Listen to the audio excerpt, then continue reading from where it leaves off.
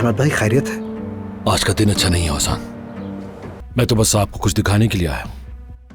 क्या मकई भी बना लूं? हाँ जरूर, ये तो और भी अच्छा हो जाएगा क्योंकि इस फिल्म का हीरो उमर है। मेहमद, कल तुम्हारी अम्मी से बात हुई थी, आयजा खाने पर नहीं आई। क्या मतलब नहीं आई? जी नहीं आई थी वो, क्योंकि वो किसी और के साथ थी। कुछ तो है, और वो मैं आपको अभी दिखाना चाहता हूं चचा जान।